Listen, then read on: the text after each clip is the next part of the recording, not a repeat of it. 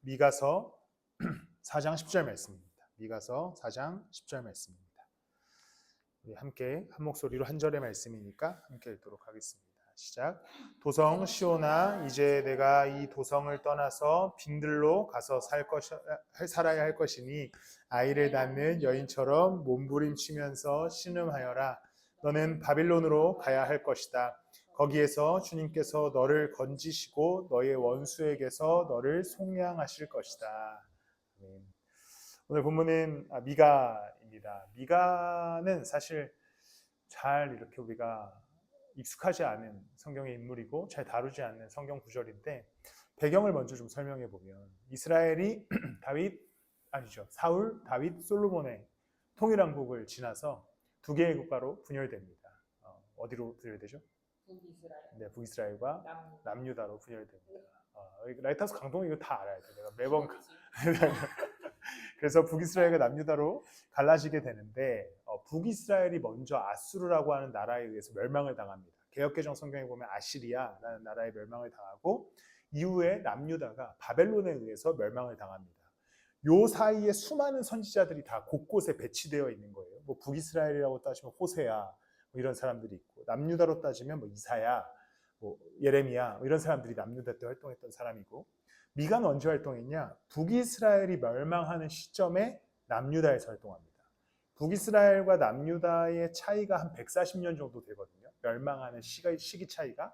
근데 미가는 어떤 말씀을 전한 사람이냐면 북이스라엘이 망하는 걸 보면서 남유다한테 가서 야 보고 있지? 너네도 똑같이 망할 거야. 이 메시지를 전한 선지자입니다.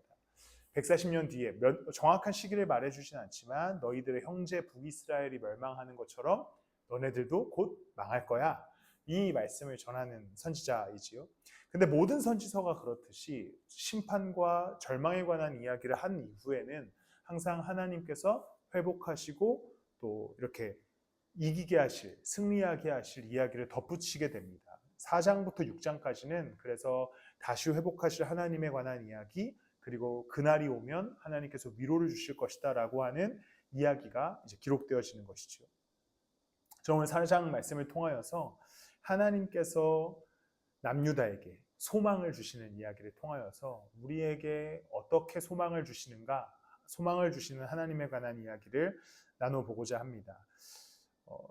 분명히 하나님께서는 이제 미가를 통해서 남유다에게 소망의 메시지를 전하는데 우리가 함께 읽었던 10절 말씀을 다시 보면 이렇게 기록합니다. 도성 시온아, 시온은 보통 이제 이스라엘, 예루살렘을 뜻하는데요. 이제 내가 이 도성을 떠나서 빈들로 가서 살아야 할 것이니 빈들, 아무것도 없는 들에 가서 살게 될 것이다. 해산하는 여인처럼 고통스러울 것이다. 너는 바벨론으로 가야 할 것이다. 너네는 좀 있으면 바벨론에 의해서 멸망하고 포로로 끌려갈 거야. 근데 하나님께서 이어서 어떻게 말씀하시냐면 거기에서 주님께서 너를 건지시고 너의 원수에게서 너를 속량, 즉 구원하실 것이다 라고 말씀합니다. 하나님께서 이스라엘이라고 하는 나라, 남유다라고 하는 나라를 멸망시키실 것이다. 바벨론으로 끌려갈 것이다 라고 말씀한 다음에 그들을 구원하시겠다라고 약속하여 주시는데 구원의 장소가 어디냐면 바벨론입니다. 바벨론으로 가서 거기에서 주님께서 너를 건지시고 너의 원수에게서 너를 속량할 것이다 라고 말씀하시죠. 보통 우리가 생각하는 하나님의 소망은 어떤 괴로운 삶의 순간과 현장을 벗어나서 평화의 땅과 아름다운 곳으로 이동한 다음에 하나님께서 소망과 위로를 주신다고 생각합니다. 그런데 하나님께서 인간에게, 국가에게, 우리에게 소망을 주시는 방법은 바벨론 그곳에서 고통스럽고 어려움을 겪고 있고 문제를 안고 살아가는 그 순간에 그 자리에서 그곳에서 소망을 주겠다, 위로를 주겠다라고 말씀하는 것이지요. 우리는 하나님 앞에서 소망에 관해서 생각하면서 항상 좀 문제들이 해결되고 난 이후에 문제들이 다 깨끗하게 완벽하게 제로가 된 이후에 소망을 경험하기를 원합니다. 그러다 보니까 오히려 소망을 경험하지 못하는 우리를 발견하기도 하죠. 왜냐하면 인간의 삶이 크고 작은 문제들이 계속해서 발생하기 때문이죠. 근데 성경을 보면 수많은 성경의 인물들이 고통을 겪는데 하나님이 그 고통 속에서 역사하십니다. 대표적인 게 다윗이죠. 다윗은 수많은 고통을 겪습니다. 사울 왕에 의해서 쫓겨다니고 아들 압살롬에 의해서 쫓겨다니고 근데 시편의 고백들을 보면 하나님은 다윗에게 이스라엘로 돌아오게 하신 다음에 야, 여기서 위로를 얻어라 이렇게 하시지 않고 광야 가운데 있는 다윗을 찾아가셔서 내가 너와 함께한다. 염려하지 마라. 이렇게 말씀하시는 분이 하나님이신 것이죠. 또 하나는 제가 늘 생각하는 인물 중에 하나가 다니엘의 세 친구입니다. 사드락과 메삭과 아벳느고가 풀무불 앞에 서지요. 하나님이 좀 약간 좀 너무하다 싶은 게 그 풀무불 안 들어가고 건져주시면 되잖아. 생각해봐. 앞에 풀무불이 있는데 안 들어가고 그 앞에서 건져내 주시면 참 감사할 텐데 굳이 그 세 사람을 풀무불에 집어넣습니다. 집어넣고 얼마나 들어가기까지 담대함도 있었겠지만 불안함과 얼마나 아플까 뜨거울까 이런 염려로 그들이 풀무불로 들어갔을 텐데 하나님께서 그 풀무불 사이에 한 사람이 함께 더 걸었다. 그래서 이게 예수 그리스도라고 추측하는 경우도 있는데 그리스도가 함께 그들과 걸으면서 그들이 건짐을 받습니다. 그의 친구였던 다니엘도 사자굴에 안 들어가면 더 좋았겠죠. 왜냐면 생각해보세요. 그냥 하나님 야 다 해결했다. 문제 해결했다. 너네 이제 이겼어. 넌 이겼어. 이제 총리가 될 거야. 이랬으면 감사할 텐데 굳이 그 다니엘에게 사자굴에서의 경험을 하게 합니다. 잘 생각해보면 사자굴에서 사자가 다니엘 안 잡아먹잖아요. 저는 그것도 굉장히 공포스러웠을 것 같아요. 생각해봐. 사자가 앞에 있는데 안 먹어. 근데 얘가 지금은 안 먹지만 한 30분 뒤에 먹을 수도 있잖아. 계속해서 염려하고 걱정하면서 그 사자굴에서 시간을 보냈을 텐데 하나님은 굳이 다니엘을 사자굴에 들어가게 하신 다음에 사자가 다니엘을 먹지 않는 것을 경험하게 해서 다니엘에게 위로를 주시죠. 그 누가 이런 얘기를 했습니다. 사자들도 축복을 받았다. 왜냐하면 다니엘 하나만 먹을 수 있었는데 다니엘이 사라지면서 왕이 신하들 다 사자굴에 넣거든. 원래 다니엘만 먹을 수 있었는데 하나님의 축복으로 뷔페가 차려졌다. 이런 왜냐면 신하들이 다 들어가거든. 여기 들어가서 그런 얘기를 해. 그래서 뼈까지 남기지 않고 씹어 먹었다 이렇게 기록하니까 사자들에게도 기쁜 일이었다. 어쨌든 성경에서는 하나님께서 인간을 이끌어 가시고 인도하실 때 계속해서 고통과 어려움, 마음의 혼란함과 환난 속에서 함께 하십니다. 그러니까 인간의 삶이 늘 고통 속에 있고 걱정 속에 있고 문제 속에 있기 때문에 이것이 없으면 더욱 어쩌면 평안했다고 생각하겠지만 하나님의 은혜는 어떤 것이냐?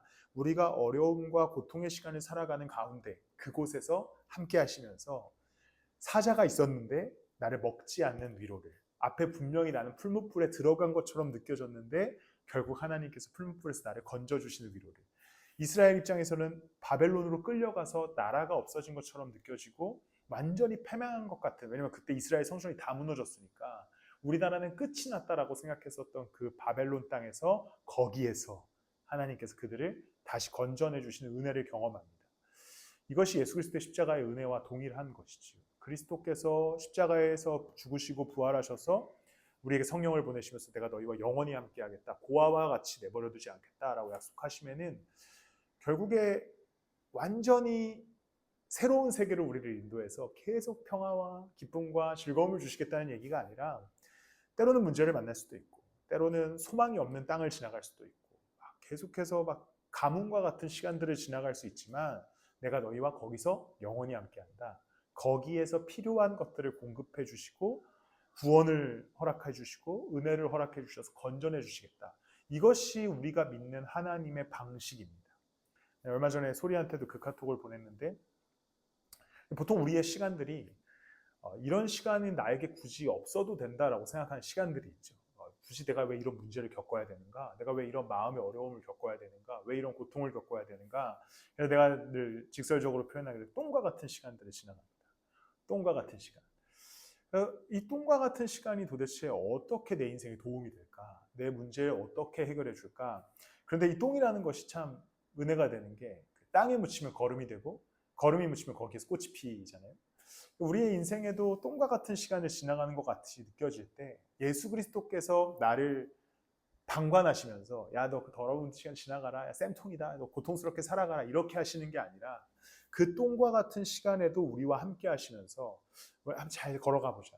잘 이겨내 보자. 그리고 나면 내가 이 땅에다가 너의 삶에다가 꽃을 피워줄게, 소망을 피워줄게, 이렇게 약속하신 것이죠.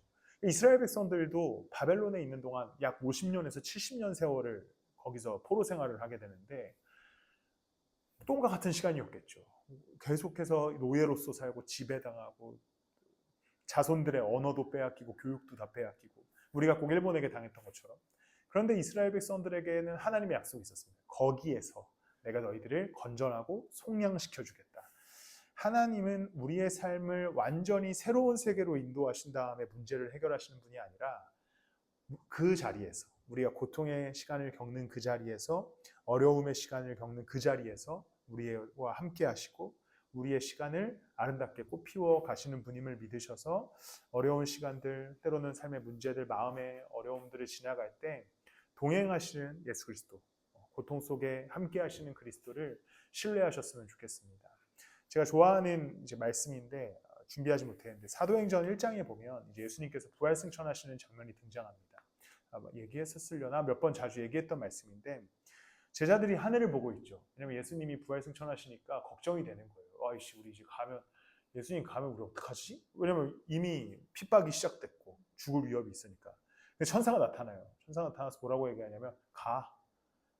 뭐 하늘만 쳐다보고 있어. 가. 다시 오실 거야 저분은. 그러니까 가. 왜냐하면 이제 그들을 결국 삶의 자리로 하나님 돌려보내시는 거죠. 삶의 자리를 살아가. 거기에서 함께 하시니까 걱정하지 마. 하나님이 너희들을 너무 사랑하셔 성령을 보내셨고 영원히 함께 하셔. 그러니까 가. 이렇게 하시는 거죠. 결국 우리는 문제를 만나고 어려움을 만나고 살아가지만 예수 그리스도께서 동행하신다. 함께 하신다. 그리고 인도하고 계신다. 고든 길로 우리를 이끌어 가신다라고 하는 믿음으로 걸어갈 때 결국에는 모든 문제를 해결하실 하나님의 은혜를 누리게 될 줄을 믿습니다. 또한 이 절망 속에서 우리는 결국에 무엇을 믿어야 되는가? 하나님의 계획을 믿을 수 있어야 됩니다. 이스라엘은 하나님께 선택받은 민족이었고 그런데 그들이 하나님을 제대로 신뢰하지 못하여서 하나님이 그들에게 포로의 시간들을 겪게 하십니다. 그런데 하나님께서는 어떠한 계획이 있었냐면 이스라엘을 버리거나 포기하는 계획이 아니셨고 그들을 다시 회복시킬 계획을 갖고 계셨습니다. 12절 말씀을 보면 그러나 그들은 나 주가 마음속으로 무엇을 생각하고 있는지를 알지 못한다. 한꺼번에 같은 방법으로 벌을 주려고 곡식을 타작마당으로 모아서 쌌듯이 그들을 한데 모았다는 것을 미처 깨닫지 못한다. 하나님 무슨 말씀하시는 거냐면 얘네들이 지금 포로로 끌려가는데 내 계획을 알지 못한다는 거죠. 지금은 타작마당에서 털리는 곡식처럼 고통을 당하고 있지만 나 주가 마음속으로 무엇을 생각하고 있는지 알지 못한다. 이렇게 말씀하시는 겁니다. 이스라엘은 당장은 자기네들이 보기에는 멸망하는 것처럼 보였습니다. 우리나라 끝났다. 우리의 하나님이 끝났다. 바벨론이라고 하는 나라에 멸망당했다. 우리는 이제 희망이 없다. 소망이 없다. 이런 마음이 있었을 겁니다. 그런데 하나님께서는 계획이 있으셨죠. 얘네들 내가 금방 회복시킬 거다. 금방 이들을 내가 하나님 나라로 다시 만들어줄 거다. 성전을 회복시킬 것이고 내가 이 나라를 회복시킬 거다. 그러니까 하나님은 우리를 향한 계획이 있으신데 우리는 그 계획을 알지 못하지만 하나님은 결국 그 계획을 실현하시는 분이고 인도하시는 분이지요. 그렇다면 심판도 계획이신가? 근데 우리는 예수 그리스도의 시대를 살아갑니다. 그리스도의 십자가의 은혜와 부활의 능력이 우리의 죄를 이미 해결하셨고 길이고 빛되고 진리 되신 그리스도가 우리의 삶을 인도하고 계시기 때문에 그분의 계획은 영원하고 이제 우리를 소망 속에 걷게 하시기에 당장은 혼란해 보이고 당장은 굉장히 좀 의미 없이 흔들리는 것처럼 느껴져도 하나님은 언젠가 우리에게 그 소망을 이루시고 우리가 알지 못했던 계획을 실현시키셔서 아름다운 것들을 보게 하시고 아름다운 꽃과 열매를 맺어 나가 주실 줄을 믿습니다. 이사야 말씀에 보면 전쟁 앞에 선 아하스 왕이 마치 거센 바람에 부는 숲을처럼 요동치는 마음이 등장합니다. 그런 표현이 쓰여지거든요. 근데 우리는 삶의 문제 때문에 사실 거센 바람에 요동하는 숲을처럼 막 좌로나 행복했다가 괴로웠다가 소망을 가졌다가 절망했다가 이거 잘 될 거야 생각했다가 부정적이었다가 막 왔다 갔다 하죠. 숲풀은 바람에 흔들리기 마련입니다. 연약하기 때문이죠. 그런데 성경에서 요한복음 14장에 우리를 향해서 어떻게 말씀하냐면 너희는 포도나무에 접붙임 됐다라고 말씀하죠. 흔들리지 않는 그리스도라고 하는 나무에 접붙임이 되어서 그리스도의 나무에 속한 자 되었다라고 말씀합니다. 그럼 우리는 그리스도를 의지할 때 어떠한 비바람과 파도가 몰아쳐도 흔들리지 않는 믿음을, 흔들리지 않는 소망을 갖게 될 줄을 믿습니다. 13절 말씀해 보면 하나님께서 이스라엘에게 이렇게 약속합니다.